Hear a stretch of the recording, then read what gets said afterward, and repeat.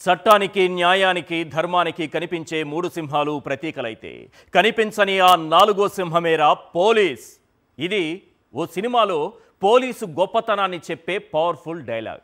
కానీ ఏపీలో కనిపించని ఆ నాలుగో సింహం నిజంగానే కనిపించకుండా పోయింది. కొత్త చట్టాల అమలులో రాష్ట్రాలు కేంద్రపాలిత ప్రాంతాలకు కేంద్ర ప్రభుత్వం ర్యాంకింగ్స్ ఇస్తే అందులో మన ఏపీ నాలుగో సింహం కనిపించకుండా పోయింది. కేంద్రం జాబితాలో కనిపించకుండా పోయిన ఆ నాలుగో సింహాన్ని భూతద్దం పెట్టి వెతకగా ఆఖరి స్థానంలో చిట్ట చివరన 36వ స్థానంలో తలదించుకొని అవమాన భారంతో కనిపించింది. రాష్ట్ర పోలీసు వ్యవస్థకు ఈ పరిస్థితి ఎందుకు దాపురించింది? గర్వంగా తలెత్తుకుని నిలబడాల్సిన ఈ నాలుగో సింహం కేంద్ర జాబితాలో సిగ్గుతో తలదించుకుని ఎందుకు నిలబడాల్సి వచ్చింది? ఈ పరిస్థితికి కారణం ఎవరు? మన చట్టాలకు శాల్యూట్ కొట్టాల్సిన పోలీసులు రెడ్ బుక్ శాల్యూట్ కొట్టడం వల్లే ఈ పరిస్థితి ఏర్పడిందా? రెడ్ బుక్ రాజ్యాంగం, అధికార దుర్వినియోగం, రాజకీయ కక్ష సాధింపులు వెరసి చంద్రబాబు సర్కార్ రాజకీయ పాలనా ఫలితాలు ఎలా ఉన్నాయో, కేంద్రం విడుదల చేసిన జాబితాలో మన రాష్ట్ర పోలీసు వ్యవస్థ ఎక్కడుందో ఒక్కసారి స్క్రీన్ పైన చూద్దాం. కేంద్రం విడుదల చేసినటువంటి జాబితా, కొత్త చట్టాలు తీసుకొచ్చినటువంటి కేంద్రం బిఎన్ఎస్ చట్టాలను తీసుకొచ్చింది. ఐపీసీ, సిఆర్పిసి స్థానంలో ఆ చట్టాల అమలులో కొన్ని మార్గదర్శకాలు నిర్దేశించింది.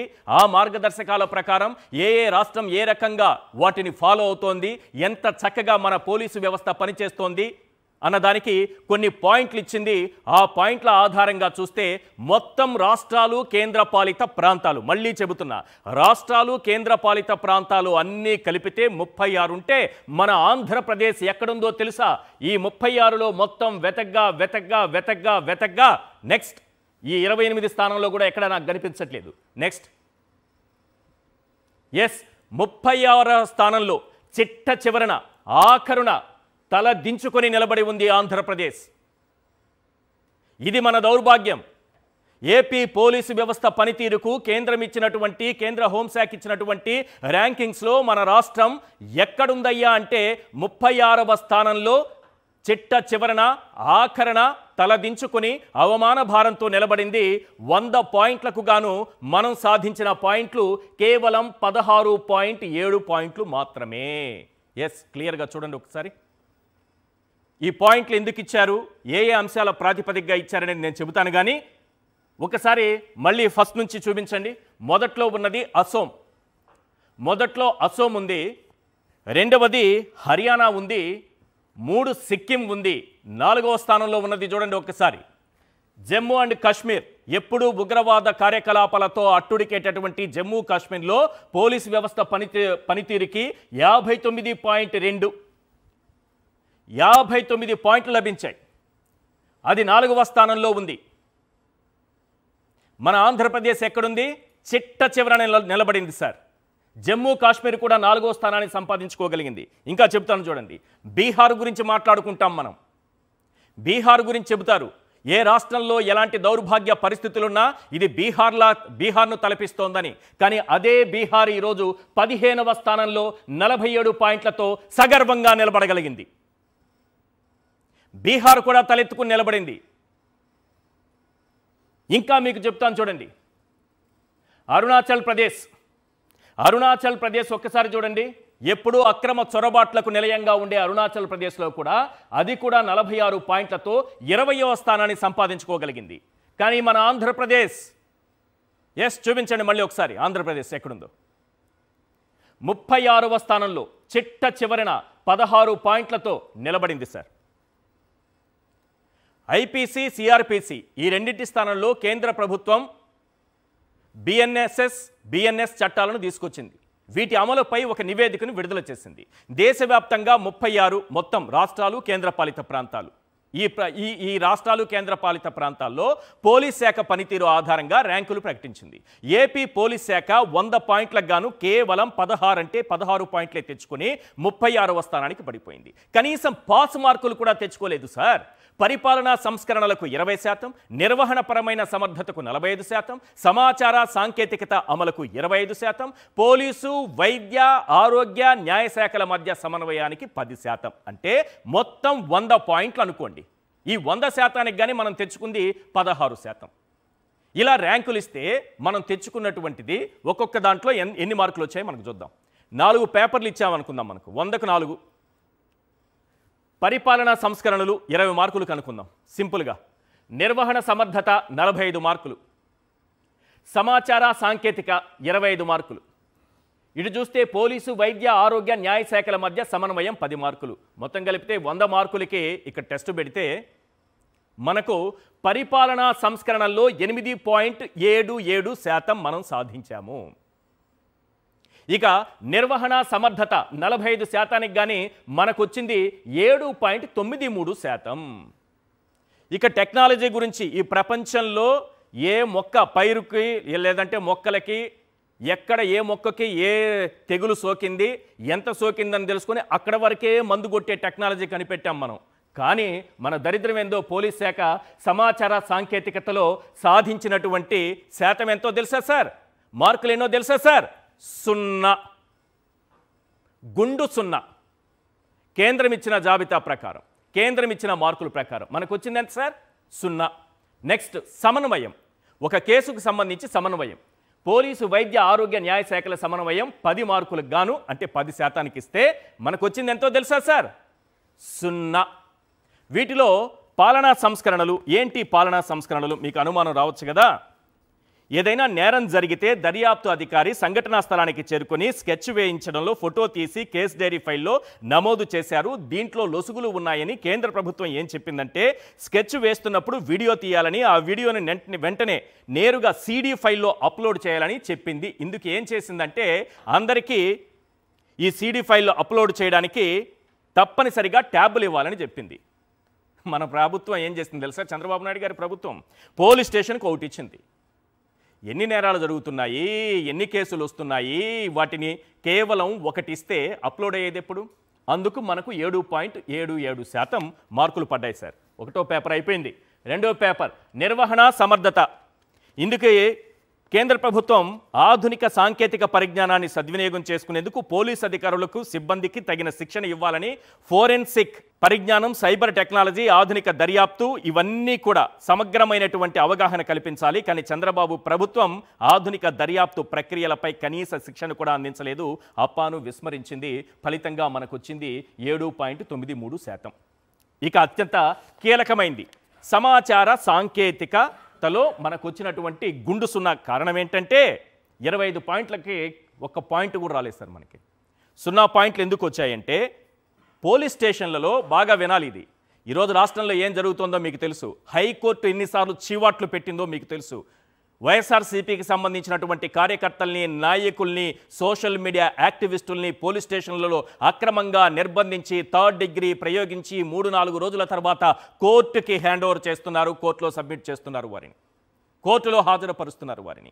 అందుకే ఏం చెప్తున్నారయ్యా అంటే మన కేంద్ర హోంశాఖ ఏం చెబుతుంది, మన చట్టాలు ఏం చెప్తాయి, మన కేంద్ర ప్రభుత్వం ఏం చెప్తుందంటే CCTVల ఏర్పాటు, డేటా కమ్యూనికేషన్ల వ్యవస్థ, వెబ్సైట్ల సక్రమ నిర్వహణ ఇవన్నీ కూడా నిర్దేశించింది. వైద్య పరీక్షల నిమిత్తం ఆసుపత్రికి ఎప్పుడు తరలించారు, న్యాయస్థానంలో ఎప్పుడు ప్రవేశపెట్టారు, బాగా వినాలి, న్యాయస్థానంలో ఎప్పుడు ప్రవేశపెట్టారు, ఇలాంటి ప్రక్రియలని సక్రమంగా పాటించేందుకు కొన్ని విధి విధానాలు నిర్దేశించింది. అందుకు CC కెమెరాలు ఏర్పాటును ప్రధానంగా ప్రస్తావించింది. కానీ మన చంద్రబాబు నాయుడు గారి ప్రభుత్వం మాత్రం ఆ విషయాన్ని చెవికెక్కించుకోలేదు. కేంద్ర ప్రభుత్వం న్యాయస్థానాలు ఎంత హెచ్చరించినా సరే 9 నెలలుగా CCTVలు ఏర్పాటు చేయలేదు. ఫలితంగా మనకు వచ్చినటువంటి మార్కులు 0.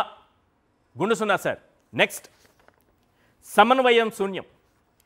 వివిధ శాఖల యొక్క సమన్వయం చాలా అవసరం ఒక కేసుకు సంబంధించి.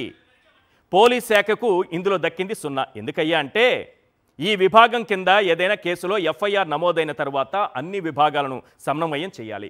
FIR కాపీ, కేసు దర్యాప్తు వివరాలు, ఫోరెన్సిక్, వైద్యుల నివేదిక, విచారణ ప్రక్రియ, తీర్పు, నేరస్తుడిని జైలుకు తరలించడం, ఇతర వివరాలన్నీ కంప్యూటర్లో ఒక్క క్లిక్లో మనకు కల్పించాలి. అందుకోసం ప్రతి కేసుకు ప్రత్యేకంగా నెంబర్ ఇవ్వాలి.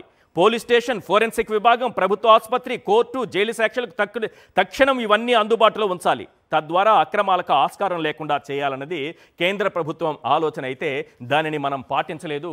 ఫలితంగా మనకు వచ్చినటువంటి మార్కులు ఎన్నయ్యా అంటే 0. ఇంత అధ్వానంగా పనితీరు ఉంటే 4వ సింహానికి మనం శాల్యూట్ కొట్టగలమా? అందుకే రాష్ట్ర ప్రజలు సారీ పోలీస్ శాల్యూట్ కొట్టలేమంటున్నారు.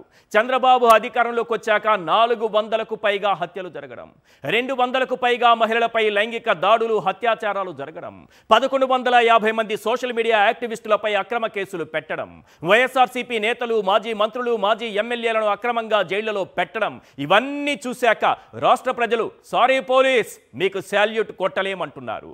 ఒక్క మెతుకు చాలు సార్ అన్నం ఉడికిందో లేదో చెప్పడానికి. ఒక 10 పాయింట్లు చెబుతాను. మన పోలీసులకు 36వ స్థానం కరెక్టో కాదో మీరే డిసైడ్ చేయండి. ఎస్, పాయింట్ నెంబర్ 1, ముచ్చుమరిలో 9 ఏళ్ల బాలిక అత్యాచారానికి గురైతే కనీసం డెడ్ బాడీని కూడా తీసుకురాలేకపోయారు. సారీ పోలీస్ మీకు శాల్యూట్ కొట్టలేం. పాయింట్ నెంబర్ 2, వినుకొండలో రషీద్ అనే యువకుడిని నడి రోడ్డుపై నరికి చంపితే నిందితుని వదిలేసి బాధిత కుటుంబానికి అన్యాయం చేశారు. సారీ పోలీస్ మీకు శాల్యూట్ కొట్టలేం. పాయింట్ నెంబర్ 3, ఏడుగుర్రాలపల్లెలో దళిత బాలికపై 11 మంది టీడీపీ నేతల సుపుత్రులు నెలల తరబడి అత్యాచారం చేస్తే ఆఖరికి ఆ బిడ్డకు న్యాయం చేయకుండా రాజీకి ప్రయత్నించినటువంటి వ్యవస్థ ఇది. సారీ పోలీస్ మీకు శాల్యూట్ కొట్టలేం. పాయింట్ నెంబర్ 4, సీఎం సొంత జిల్లాలో 17 ఏళ్ల బాలికపై టీడీపీ నేతలు గ్యాంగ్ రేప్కు పాల్పడితే కేసును తప్పుదో పట్టించడానికి చూశారు. సారీ పోలీస్ మీకు శాల్యూట్ కొట్టలేం. పాయింట్ నెంబర్ 5, సీఎం సొంత నియోజకవర్గం కుప్పంలో ఓ పేద మహిళను టీడీపీ నేత చెట్టుకు కట్టేసి కొట్టి ప్రజాస్వామ్యాన్ని అపహాస్యం చేశారు. సారీ పోలీస్ మీకు శాల్యూట్ కొట్టలేం.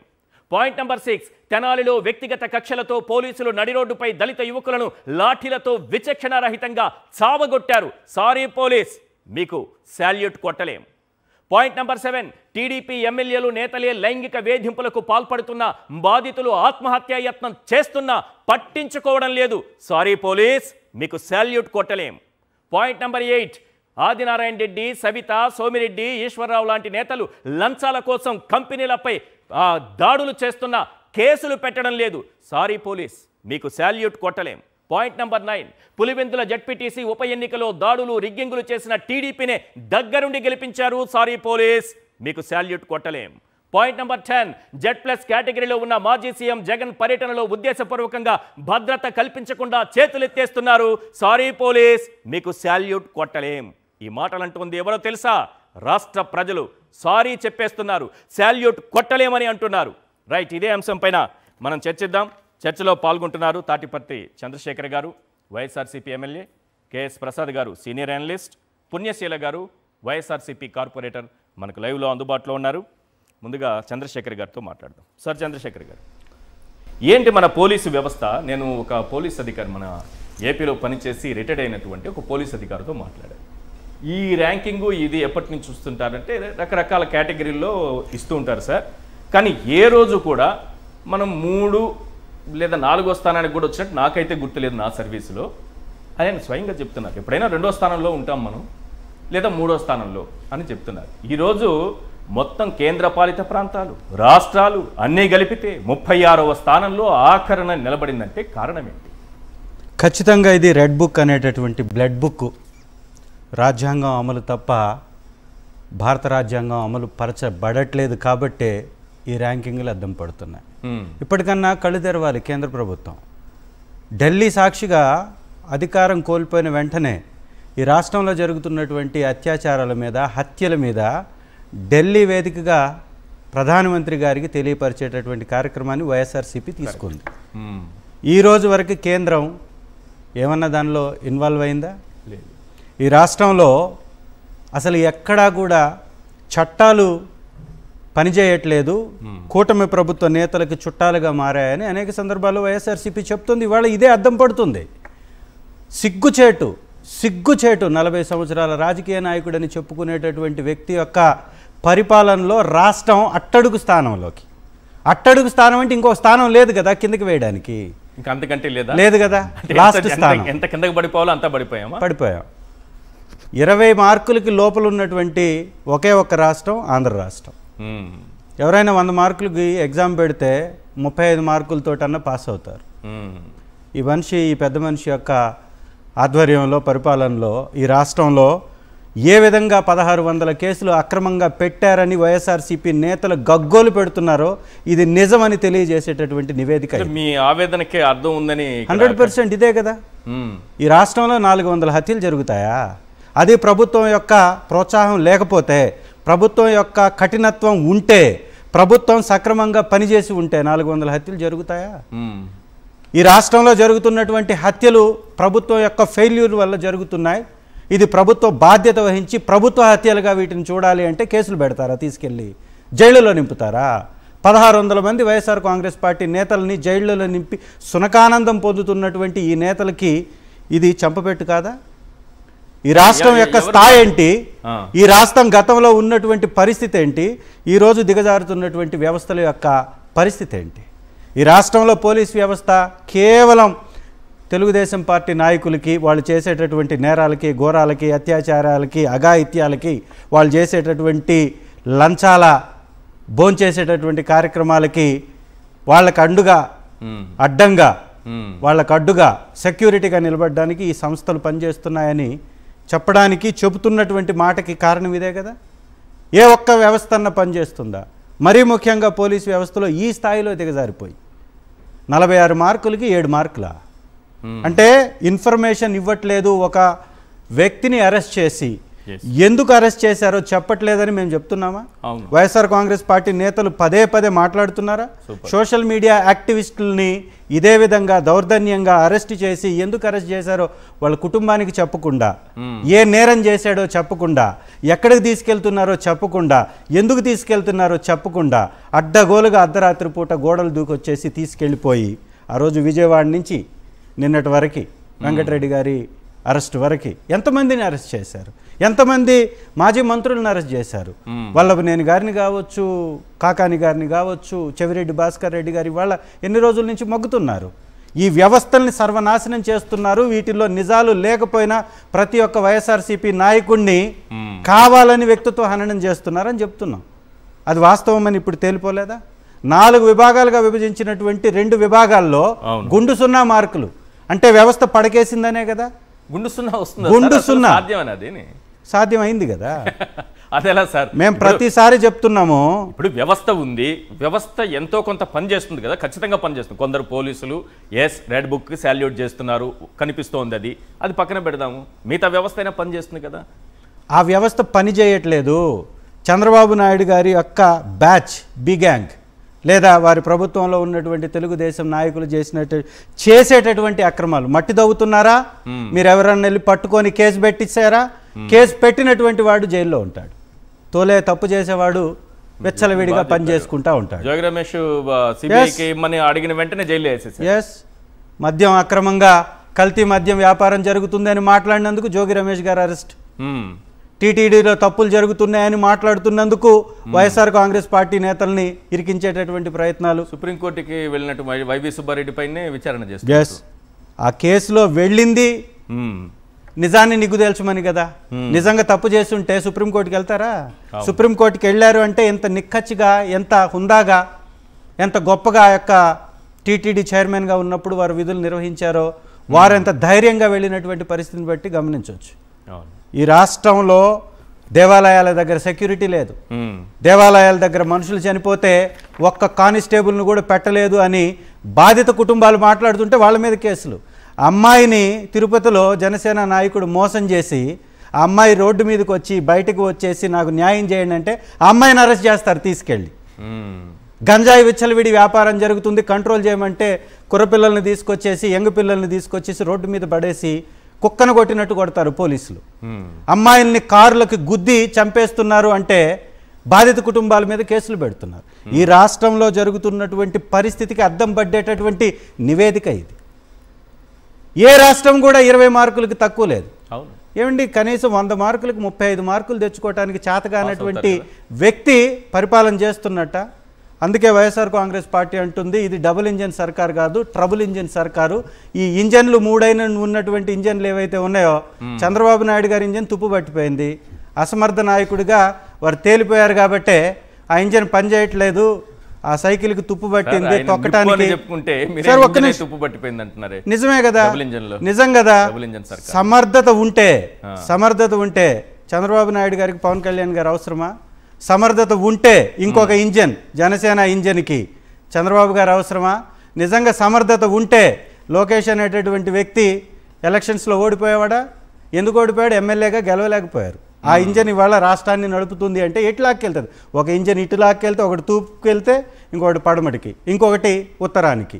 3 ఇంజన్లు 3 వైపు. ఏ ఇంజన్ నడవాలో ముందు వారికి తెలియదు, ఏ ఇంజన్ తోటి నడిపించాలో తెలియనటువంటి పరిస్థితి. వాళ్ళ వ్యవస్థలే ఈ పరిస్థితిలో ఉంటే ఆ రోజు హోంమంత్రి గారి యొక్క పనితీరు మీద పవన్ కళ్యాణ్ గారు మాట్లాడారు. మరి ఆవిడ తీరుకు బట్టి ఆవిడ గురించి మాట్లాడినటువంటి పవన్ కళ్యాణ్ గారి యొక్క వ్యవస్థ ఏ విధంగా పడకేసిందో, అటవీ శాఖ అధికారులను కొడితే ఎమ్మెల్యేలు వెళ్ళి కేసు పెట్టావా నువ్వు? ఎమ్మెల్యే మీద ఏమైనా చర్య తీసుకున్నావా?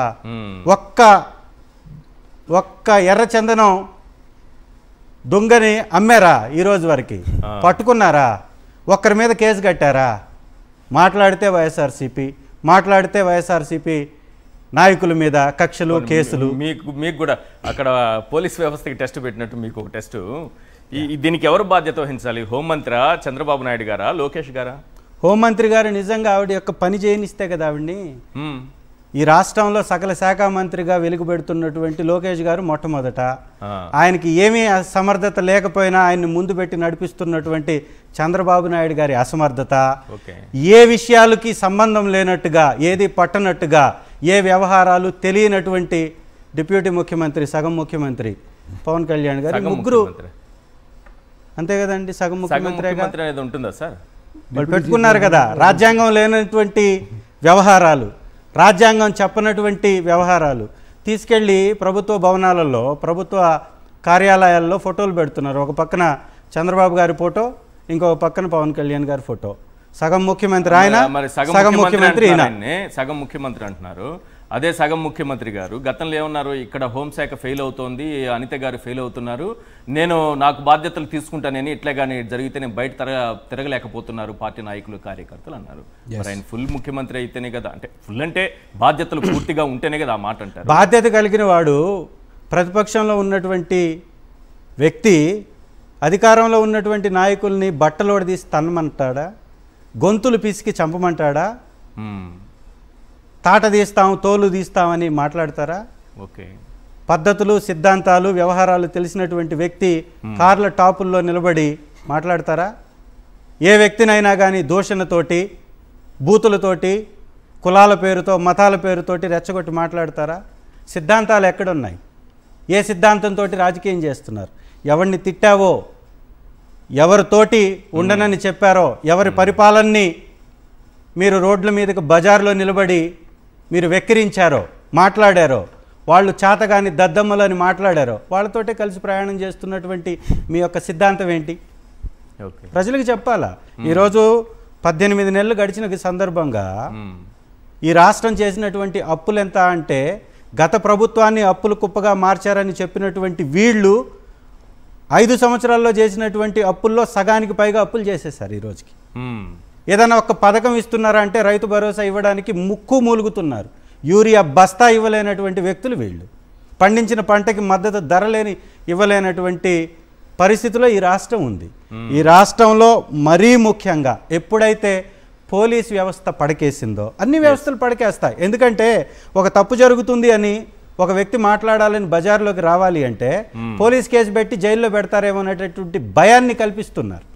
మీరు తప్పును మాట్లాడారా, మీకు జైలు తప్పదు అనే విధంగా వారు వ్యవహరిస్తున్నారు. ప్రభుత్వం వ్యవహరిస్తుంది. ప్రభుత్వం చేసేటటువంటి తప్పుల మీద మాట్లాడినటువంటి ప్రతి ఒక్క వ్యక్తి జైల్లోకి పోతాడు అనేటటువంటి విధంగా ప్రభుత్వం వ్యవహరిస్తుంది. కాబట్టే డీజీపీ కానీ, ఇంటెలిజెన్స్ వ్యవస్థలో హయ్యర్ అథారిటీలో ఉన్నటువంటి అధికారులు కానీ తెలుగుదేశం పార్టీకి వంతపాడేటటువంటి వాళ్ళని, తెలుగుదేశం అధికార ప్రతినిధులుగా చలామణి అయ్యేటటువంటి వాళ్ళని ఇవాళ వాళ్ళని పెద్ద స్థాయిలో కూర్చోబెట్టినప్పుడు ఇక చట్టం ఎక్కడుంటుంది? చట్టం వారికి చుట్టం అయిపోతుంది. కాబట్టి ఇలాంటి వ్యవహారాలు చేయడం వల్లనే ఈ రాష్ట్రంలో శాంతి భద్రతల సమస్య ఏర్పడ్డది. అనేక సందర్భాల్లో వైఎస్ఆర్సీపీ చెప్పకనే చెబుతూ ఉంది. 1600 కేసులు సార్, 1600 కేసులు 100% వైఎస్ఆర్సీపీ ఏం చెప్తుందో ఇవాళ అదే బయటపడుతుంది. వైఎస్ఆర్సీపీ ఆ రోజు తెచ్చినటువంటి పథకాలు తప్పు అన్నారు, ఇవాళ అవే పథకాలు నడుస్తున్నాయి. జగన్మోహన్ రెడ్డి గారు చేసినటువంటి సంస్కరణలు తప్పు అన్నారు, ఇవాళ అదే సంస్కరణల మీద ప్రభుత్వాన్ని నడిపించాల్సినటువంటి పరిస్థితిలో ఉంది. ఈ రాష్ట్రంలో నడుస్తున్నటువంటి పరిపాలన వైఎస్ఆర్సీపీ నాయకత్వంలో అధికారంలో ఉన్నప్పుడు శ్రీ జగన్మోహన్ రెడ్డి గారు తీసుకొచ్చినటువంటి పథకాల్లో కొన్ని పథకాలను మాత్రం అరాకొర అందిస్తూ పరిపాలన సాగిస్తున్నారని వాళ్లే చెప్తున్నారు. రిమైనింగ్ అంతా దోపిడీ, దుర్మార్గం, అఘాయిత్యం, అరాచకం. ఇది తప్ప ఇంకేమిటేముంది? రైట్. సమాచార సాంకేతికతలో ఏపీ పోలీసు వ్యవస్థకు గుండు సున్నా వచ్చింది. కారణం ఏంటయ్యా అంటే, ఇది ఎందుకు మళ్ళీ చెబుతున్నానంటే, సీసీ కెమెరాల ఏర్పాటు అన్న అంశానికి సంబంధించి సీసీ కెమెరాలు ఏర్పాటు చేసే తప్పనిసరిగా ఏర్పాటు చేయమని కేంద్రం చెబుతుంది. వీళ్ళు 9 నెలలుగా ఏ పోలీస్ స్టేషన్లోనూ సీసీ కెమెరాలు ఏర్పాటు చేయలేదు. ఎందుకు ఏర్పాటు చేయలేదంటే, ఒకరిని అక్రమంగా అరెస్ట్ చేసి అదుపులోకి తీసుకున్న తర్వాత వారిని 2 రోజుల పాటు 3 రోజుల పాటు ఎక్కడ ఉంచుతున్నారో ఏం చేస్తున్నారో తెలియదు. హైకోర్టు కూడా గతంలో క్వశ్చన్ చేసింది. మీరు సీసీ కెమెరాలు ఒక కేసు విషయంలో మేము అదుపులోకి తీసుకోలేదు, మా స్టేషన్లో లేరంటే మీ పోలీస్ స్టేషన్కు సంబంధించినటువంటి సీసీటీవీ ఫుటేజ్ను మా ముందు ఉంచండి అని హైకోర్టు అంటే, హైకోర్టుకి వాయిదా తరువాత పోలీసులు చెప్పిన సమాధానం ఏంటో తెలుసా? ఒకసారి కొన్ని కేసులు ఉన్నాయి, ఆ కేసులు వేస్తా, ఒక 2 కేసులు 3 కేసులు ఒక్కసారి చూపిస్తాను చూడండి. అందులో చాలా ఆశ్చర్యకరమైంది. ఇందులో గుండు సున్నా మనకెందుకు వచ్చిందనేది ఆన్సర్ లభిస్తుంది. ఒకసారి స్క్రీన్ పైన వేయండి. ఇందులో గుండు సున్నా మనకెందుకు వచ్చింది మన పోలీసు వ్యవస్థకి అన్నదానికి సంబంధించి. కోతులు సీసీటీవీ ఫుటేజ్ తీసుకెళ్ళిపోయాయట. ఇక్కడ ఉంది చూడండి. 6వ తారీఖున, అంటే కొన్ని ఇంపార్టెంట్ పాయింట్స్ మీకు చూపిస్తున్నా. 6వ తారీఖున జనవరి 1, 2025 కోర్టుల కన్నా ఎక్కువ అనుకుంటున్నారా? వర్రా రవీందర్ రెడ్డి అక్రమ అరెస్ట్ కేసుకు సంబంధించి హైకోర్టు చేసినటువంటి కామెంట్. కోతుల వల్ల ఫుటేజీ కాలిపోయిందంటే నమ్మాలా? ఫిబ్రవరి 11న ఇదే సంవత్సరం కటారి గోపిరాజు అక్రమ అరెస్ట్ కేసు మా అదుపులో లేరు అని చెబితే, మీరు సీసీటీవీ ఫుటేజ్ తీసుకురండి అయ్యా కోర్టుకి అని చెబితే, కోర్టుకి ఏం చెప్పారంటే, కోతులు కురికేశాయి కాబట్టి మా దగ్గర సీసీటీవీ ఫుటేజ్ లేదని కోర్టుకు నివేదిక ఇచ్చినటువంటి పోలీసు వ్యవస్థ.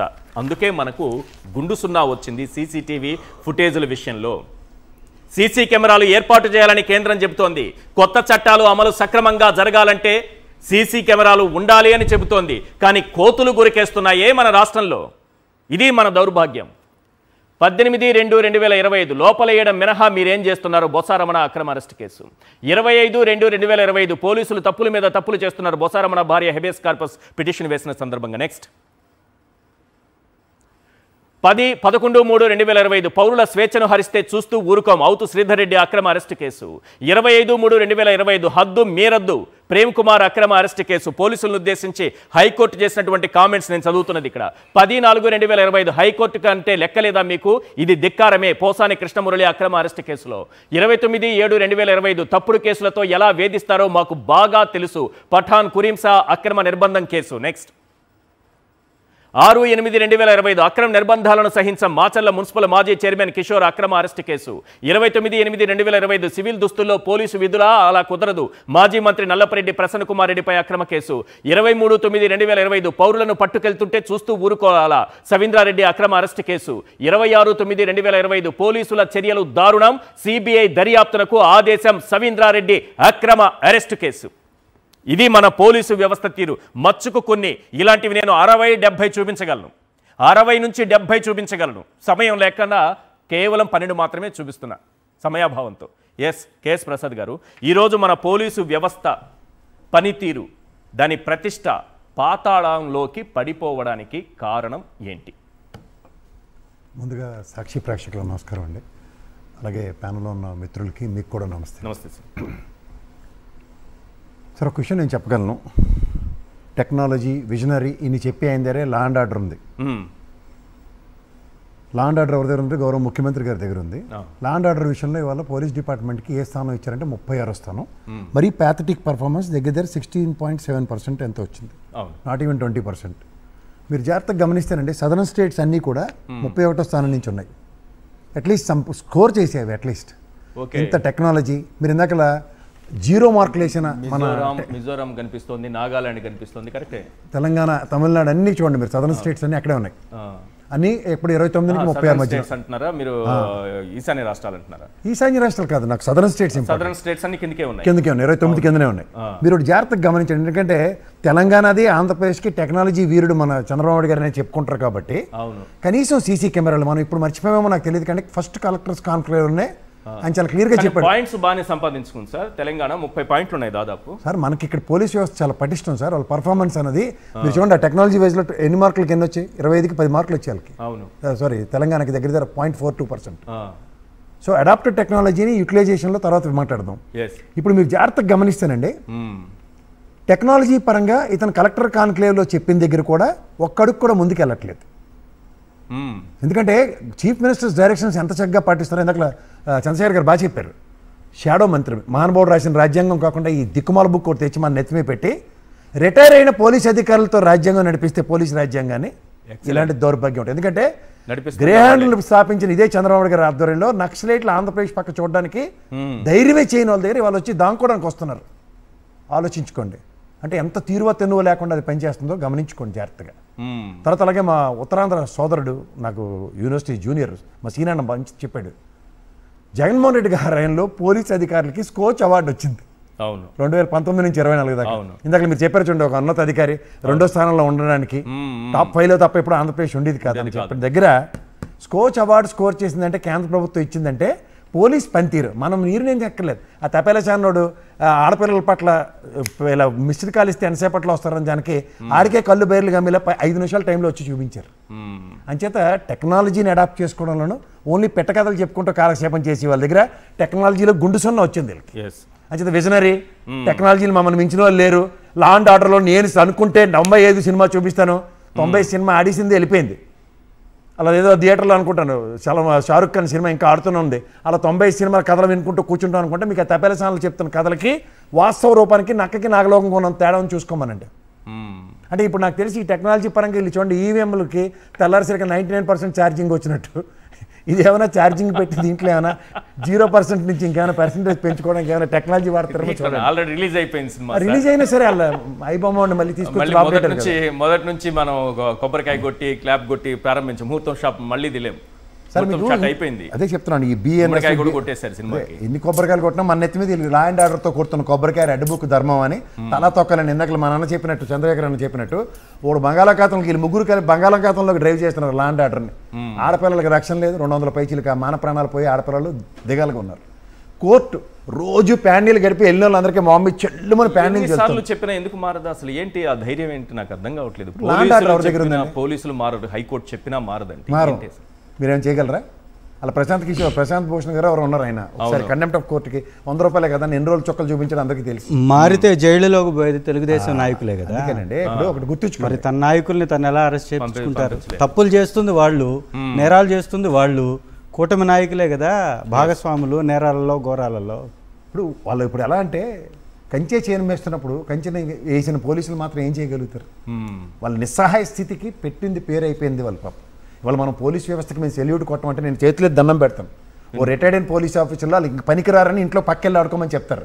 వాళ్ళు నడిపించబట్టే వాళ్ళ స్వర్ణాంధ్రప్రదేశ్ అని మీరు చెప్పే పెట్టకథలకి నక్సలైట్లు వచ్చి నెత్తికి కూర్చున్నారు. వీళ్ళు ఇక్కడ గ్రే హ్యాండ్లు పెట్టాము, తొక్క తీసాం, తోలు తీసాం అని చెప్పి దగ్గర నక్సలైట్లు ఎందుకు వచ్చారు? డంప్ యార్డులు దొరికినదంతా చూసాం, నక్సలైట్లు డంపు దొరుకుతుంది అంటే తెలుగు తొక్కుతానికి నిదర్శనం కాదు ఇది. అంటే మీరు ఎప్పుడైనా సరే అక్కడ గుర్తుంచుకోండి, వాళ్ళు ఛత్తీస్గఢ్లో తల్లి తగిలేశారంటే ఇక్కడికి వచ్చి దాంకోవడానిక? మరి ఈ పడతానికి కథలు ఎందుకు మాకు? లా అండ్ ఆర్డర్ విషయంలో వాళ్ళ భార్యమణి గారు చెప్తున్నారు, మా ప్రాణాలకి హాని ఉందట. ఏంటి హాని ఉంది? Z+ కేటగిరీ చిన్నపిల్లడికి కూడా ఇచ్చారు, ఇంటిలిపాదికి Z+ కేటగిరీ ఉంది. అలా వై కేటగిరీ ఇచ్చిన రఘురామకృష్ణరాజు ఒకటే భయం పడలేదు, కానీ కంగనా రనౌత్ కూడా దేశమంతా తిరిగింది వై కేటగిరీ పెట్టుకుని. ఏడు సాధిస్తారు వీళ్ళు? నాకు అర్థం కాని విషయం, మాన ప్రాణ రక్షణ కోసం ఉన్న పోలీస్ వ్యవస్థని వీళ్ళ కబంధ హస్తాల్లో చిక్కు పెట్టుకుని ఏం సాధిస్తున్నారు? ఏం సాధించి పోనిచ్చి ఉత్తరించి ఊళ్ళారంటే 36 స్థానమా? అసలు మిగిలిన జీఎస్టీలో అట్లా లడాఖ్తో పోటీ పడేవారు. ఆ లడాక్ కూడా నేను మనకన్నా ముందు ఉన్నాడు, కాశ్మీర్ ఇందాక మీరు చూపించారు టాప్ 5లో ఉందని. అంటే స్టేట్ పోలీస్ ఎంత పకడ్బందీగా పనిచేస్తుందో చూడండి. సో ఇక్కడ పనిచేస్తున్న తీరువతెన్ను లేని ఏళ్ళ విధానాల వల్ల కొత్త చట్టాన్ని అడాప్టబిలిటీ కూడా చేసుకోకుండా వాళ్ళకి ట్రైనింగ్ సెక్షన్స్ ఇవ్వకుండా టెక్నాలజీ మీద రోజు పుంకలు చెవుల నుంచి రక్తం పోలీసు వ్యవస్థ రెడ్ బుక్ సేవలోనో లేకపోతే ఇతర వాటిల్లో మునిగిపోయి ఈ ర్యాంకింగ్ పడిపోతే, ఈ స్థాయికి పడిపోతే రేపు నేరాల సంఖ్య పెరగదా? అంటే పోలీసులు ఏమి పట్టించుకోరు, వాళ్ళు ఏదో అక్రమ కేసులు పెట్టుకుంటారు, వాళ్ళు ఎవరినో అరెస్ట్ చేసుకుంటారు, వాళ్ళు సోషల్ మీడియా యాక్టివిస్టుల పైన దృష్టి పెడుతూ ఉంటారు. ఇది తప్ప వాళ్ళు ఏమి చేయరనే ఒక భావన ఏర్పడితే ఇది రాష్ట్రానికి ఇబ్బంది కదా. సార్ మీకు ఒకటి గుర్తుంచుకోండి, టీంలో 11 మందిని సెలెక్ట్ చేస్తారు ఆడడానికి. మిగిలిన వాళ్ళందరూ ఈ పోలీస్ డిపార్ట్మెంట్ ఎక్స్ట్రా ప్లేయర్లో తీసుకెళ్ళి వంచీలు ఇవ్వండి, అడిగి స్వెటర్ ఎండిపోయిందంటే కొత్త స్వెటర్ ఇవ్వండి, గ్లౌజులు మార్చి ఇవ్వండి, బ్యాట్లు ఇవ్వండి అన్నట్టుగా తయారు చేశారు వాళ్ళని. మీకు మాట చెప్తాను, నిన్నగాక మొన్న దొరికిన పరకమణి కేసులో ఆయన గౌరవ సిఐ గారు చనిపోతే 4 పుత్రీలు తోస్తారా? ఒక constable after all Vivekananda Reddy గారి మర్డర్ విషయం కానిస్టేబుల్ వెళ్ళి చేసుకుని వస్తాడు. దానికి ఎంత జీలపాకల్లో తయారు చేశారు, అప్పుడు ఉంది కూడా వీళ్ళ పోలీస్ వ్యవస్థ కదా. సో మీరు గమనించండి, పోలీస్ వ్యవస్థ తన పని తను చేయకుండా వీళ్ళ పాబంధకాలను వీళ్ళు కబంధాస్తాల్లో చిక్కు పెట్టుకోవడం వల్ల ఆ తీవ్రతంతో జగన్మోహన్ రెడ్డి మీద డంప్ చేసి ఆయన ఏం చేశాడు, స్మార్ట్గా తీసుకెళ్ళి సిబిఐకి ఇచ్చాడు. పని చేసి పనికి తగ్గ ప్రతిఫలం ఆశించకుండా పనికి రివార్డులు తెచ్చుకున్న ప్రభుత్వం మీద వీళ్ళకి అక్కసు. సిగ్గుపడమనండి ఈ ర్యాంక్ చూసో సరే. ఏం పడాలంటే సిగ్గుపడాలని చెప్పండి. ఊరికే ఎలివేషన్లు ఇచ్చుకుంటూ చావడం కాదు రే. తపేలా ఛానల్ పెట్టుకుని పనితీరుకి గుండు సున్నా టెక్నాలజీ ఇలా బటన్ నొక్కుతా అలా బటన్లోకి 10 మందికి పప్పన్నం పెట్టిన జగన్మోహన్ మీద అలా లక్ష్మణ ఏడుస్తారు కదా తెల్లారులు. మరి బటన్ నొక్కి టెక్నాలజీ చేయండి. అలా ఈవీఎం ఛార్జింగ్లు 99% చూపించారు కదా తెల్లారిసరికి మాకు. ఇప్పుడు దీని కూడా పర్సంటేజ్ మార్చి చూపించండి. ఎక్కడండి ఎంత దౌర్భాగ్యమా? వ్యవస్థను పనిచేయనివ్వరా? 4 పుత్రీలు తోస్తారా? ట్రైన్లో వెళ్ళిపోతున్నారు ప్రతిరోజు. ఇదేనా చిన్నపిల్లలాట? అది మడ్రో లేకపోతే యాక్సిడెంటో కూడా తెలియకుండా నిస్సహాయ స్థితిలో వీళ్ళు టెక్నాలజీ ఉంచారు. వీళ్ళని ఇలా వినియోగిస్తారంటే నవ్విపోతారు. ఒక గుంతకల్లో కనీసం రైల్వే స్టేషన్లో ఫస్ట్ హ్యాండ్ కంప్లైంట్ లేదు. పోలీస్ స్టేషన్కి సంబంధించిన అవసరంలో ఎఫ్ఐఆర్, వాళ్ళ తమ్ముడు ఇస్తే ఎఫ్ఐఆరా? ఇదేనా వ్యవస్థ పనితీరు? భార్య కదా ఇవ్వాల్సింది. కుటుంబ సభ్యుల్ని మాత్రం వెంటనే రౌండ్ అప్ చేసేసారు. కుటుంబ సభ్యులు బయటకు రాలేదు. 2 విషయాలు గమనించండి. వివేకానంద రెడ్డి గారి మర్డర్ విషయంలో వాళ్ళ భార్య బయటకు వచ్చి పల్లెత్తి మాటలు ఈ రోజు దాకా. ఈ సిఏ గారి ఆత్మహత్య విషయంలో హత్య విషయం పోలీస్ వ్యవస్థ ఇప్పటికీ తేల్చకుండా వాళ్ళ భార్య వాడిని వచ్చి బయటకు మాట్లాడలే. నాకు ఎంతకన్నా first Guntakal railway station complaint ఎందుకు పెట్టలే? తిరుపతి దాకా ఎగేసుకుని పోయిన టీటీ ఎందుకు కంప్లైంట్ ఇవ్వలే? రైట్. ఈ పోలీస్ వ్యవస్థాగత లోపాలు ఉండి ఒక నిమిషం సార్, ఇంత వ్యవస్థాగత లోపాలను పెట్టుకుని టెక్నికల్ గా వాళ్ళ టెక్నాలజీని వాళ్ళంతటి వాళ్ళు కూడా వాళ్ళని నిస్సాయ స్థితికి తీసుకుంటూ ఒక స్క్రిప్టెడ్ ప్రోగ్రామ్ లో 4 బొమ్మలు తోయండి, దాని అవుట్కమ్ డిరైవ్ అవుతాం. ఇదా నా పోలీస్ వ్యవస్థ? నేను గర్వంగా చెప్తాను, అది 4వ స్తంభం. దాని విలువలు విశ్వసనీయతని మీరు కాదు శంకించడానికి. శంకించేలా మాలాటి వాళ్ళు తయారు చేస్తున్నారు చూడు, సిగ్గుపడండి మనం చెప్పండి దానికి. రైట్. ఈ రోజు జరిగింది ఒక ఎగ్జాంపుల్ మాత్రమే. ఈ రోజు జరిగింది అన్నదానికి విజయవాడలో న్యాయవాది అనుగీత ఆమె సరిహద్దులో వేరే వాళ్ళు వచ్చి అప్పటికప్పుడే ఆక్యుపై చేసుకోవడం, ఆమె లాయర్ పైగా ఆమె ఎవరైతే ఆక్యుపై చేస్తున్నారో వారికి అండగా పోలీసులు వచ్చి సివిల్ పంచాయతీ చేస్తున్నారు. ఒకసారి ఆ ఇంట్లో ఆ లాయర్ అని చెప్పాను కదా అనుగీత, ఆ న్యాయవాది ఇంట్లో వల్లభనేని వంశీకి అనుకూలంగా లాయర్గా పనిచేశారు. ఏదో అది కక్ష సాధింపు. ఆ ఇంట్లో పని చేసే ఆ ఇంట్లో ఉండేటటువంటి మహిళతో ఈ పోలీసులు, అనుగీత వాళ్ళ ఇంట్లో మహిళమే, ఆ పోలీసులు ఎలా మాట్లాడుతున్నారు చూడండి. ఎవరైనా ఆక్యుపై చేసుకుని సివిల్ పంచాయతీలో ముందు తల దూర్చకూడదు. అతను ఆక్యుపై చేశాడు. అతని తరపున వచ్చినటువంటి పోలీసులు ఏ రకంగా ఆ మహిళని ఏం మాట్లాడుతున్నారో ఒకసారి వినండి. ఆ వాయిస్ వినండి.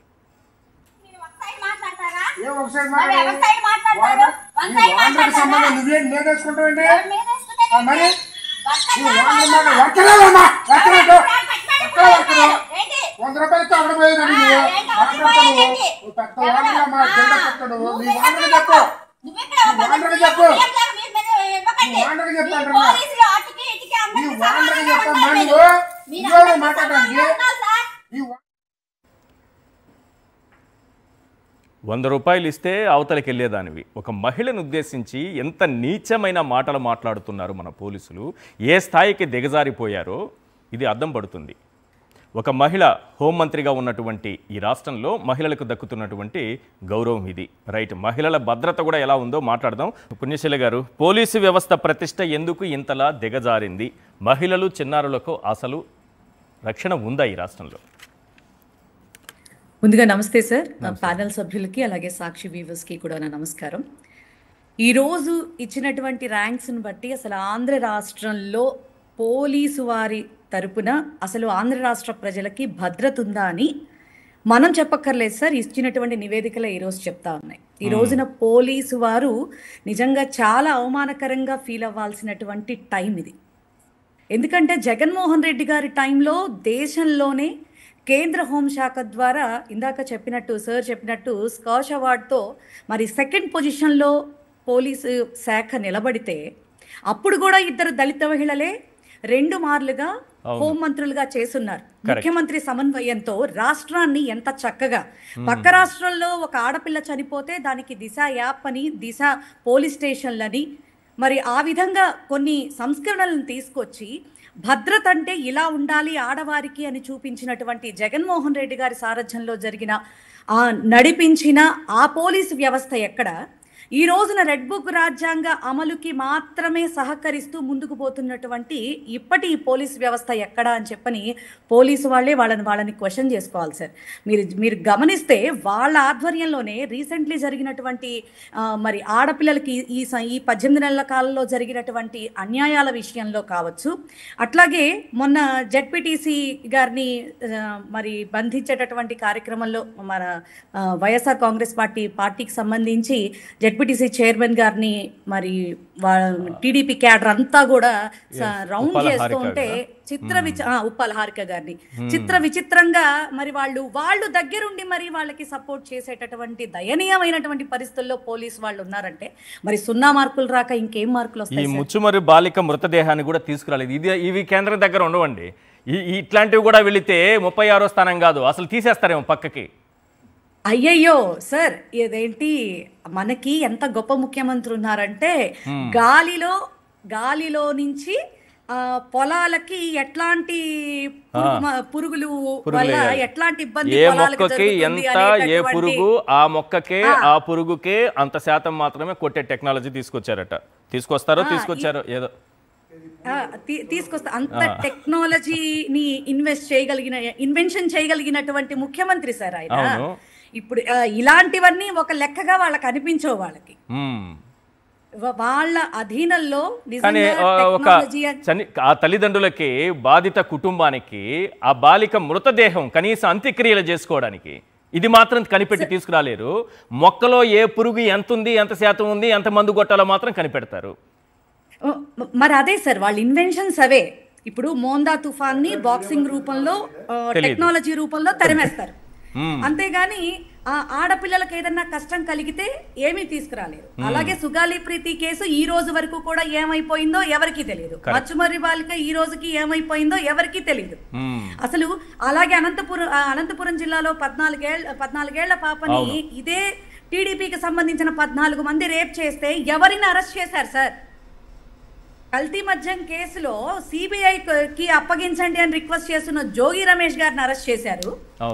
మరి మద్యం మీద స్కాములు ఉన్నాయి, 3000 కోట్లు హరించేశారు అని చెప్పని చెవిరెడ్డి భాస్కర్ రెడ్డి గారిని, మరి మిథున్ రెడ్డి గారిని, ఇట్లాంటి వాళ్ళందరినీ కూడా డిఫరెంట్ స్కామ్స్ లో వాళ్ళకి సంబంధం లేకపోయినా కూడా మరి ఇరికించేసి ఇది చేశారు. నిన్నగాక మొన్న చూసుకుంటే సోషల్ మీడియా పరంగా అసలు ఏం మాట్లాడకపోయినా ఇది ప్రభుత్వ హత్య, అందులోనూ ఒక సిఐ చనిపోతే ఆయన మీద సానుభూతిని వ్యక్తపరుస్తూ మరి ఇది ప్రభుత్వ హత్యగా మేము భావిస్తున్నాం అన్నందుకు అతన్ని తెల్లారేపాటికి తీసుకెళ్లిపోయి మరి ఆ విధంగా చేశారు. అయినప్పటికీ కూడా న్యాయం మరి కోర్టు ఎంత చక్కగా ఎంత బలంగా పనిచేసిందో మనం నిజంగా చూడాలి.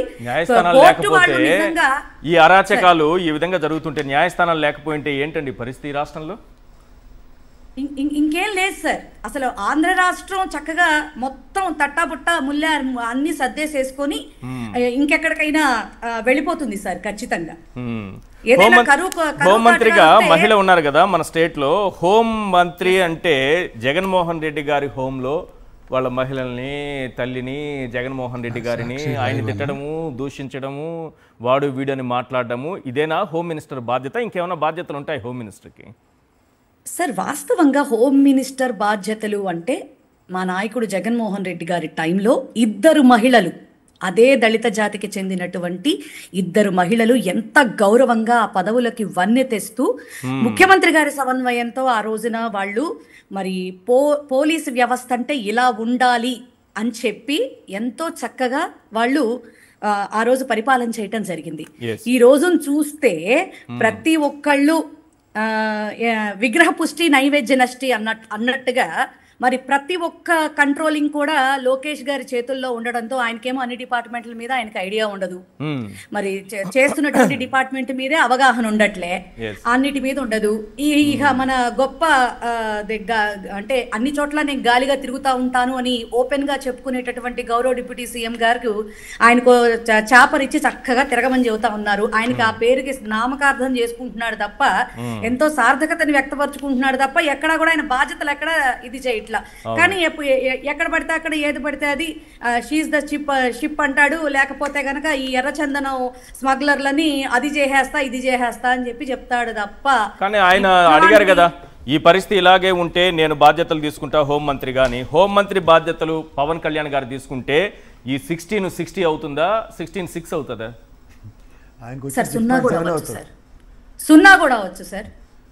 ఎందుకంటే పంచాయతీరాజ్ శాఖకు సంబంధించి నాకు తెలిసి సనాతన ధర్మం అని చెప్పుకుంటున్నటువంటి ఈ వ్యక్తి డిపార్ట్మెంట్ నుంచే కాశీనాయన క్షేత్రంలో సుమారు రోజుకి 1000 మంది భోజనం చేసేటటువంటి ఆ సత్రాన్ని కూల్ చేసేటటువంటి ఆర్డర్స్ ఈయనకు సంబంధించినటువంటి డిపార్ట్మెంట్ నుంచి వస్తేనే నిమ్మకి నీరెత్తినట్టు కూర్చున్నాడు ఆయన.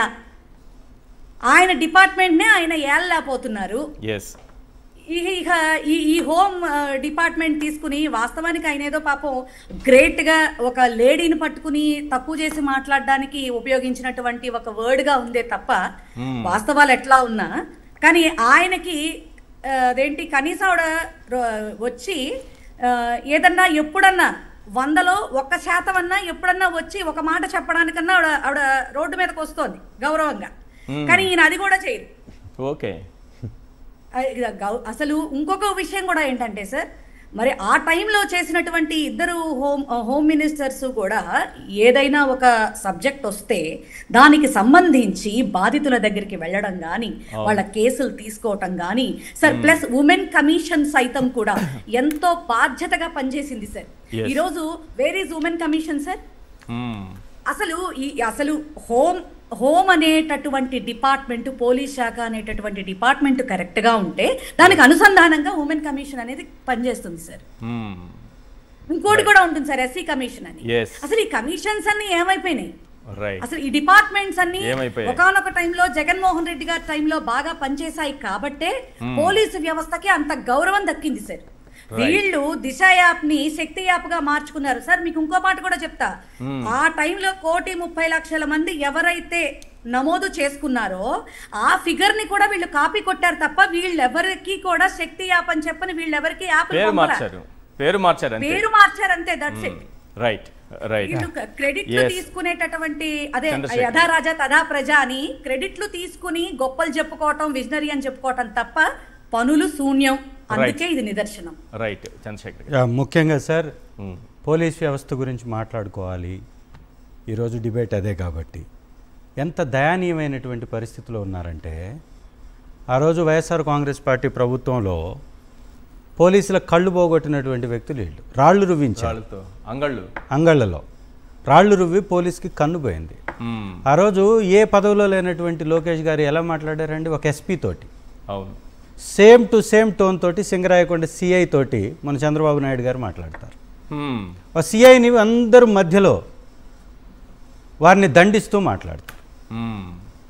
ఇవాళ కూడా ఒక్కసారి కానీ గమనించుకుంటే విశాఖలో కంచరపాలెం పోలీస్ స్టేషన్ పరిధిలో ఒక చిన్న బిడ్డ, ముక్కుపచ్చలారినటువంటి బిడ్డ, చేతులు వేరుగా, మొండెం వేరుగా, కాళ్ళు వేరుగా నరికేసేసి మురికి కుప్పలో పడేశారు. ఏంటి దారుణం? మా యొక్క ప్రకాశం జిల్లా కురిచేడులో ఈ లోకేష్ గారు వెలగబెడుతున్నటువంటి విద్యాశాఖలో ఒక ఉపాధ్యాయుడు ఆ విద్యార్థినులతోటి అసభ్యంగా ప్రవర్తిస్తూ దొరికిపోయాడు.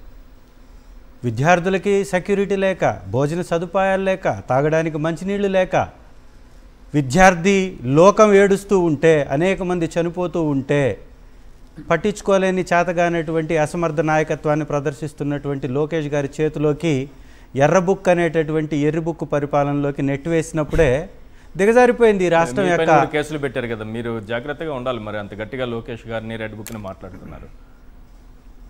భయపడే వాళ్ళమైతే రాజకీయాల్లోకి రాం, భయపడితే వాళ్ళు భయపడతారు. 9 కేసులు పెట్టారు, ఇంకో 90 కేసులు పెట్టారు. 9 కేసులు ఉన్నాయి మీ మీద. మరి ఈ విధంగా కేసులు పెట్టుకుంటుంటే పోలీసు వ్యవస్థ పనితీరుకి ఇదే నిదర్శనం. ఎందుకంటే ఏం కావాలి, 16 పాయింట్లు అందుకే వస్తాయి.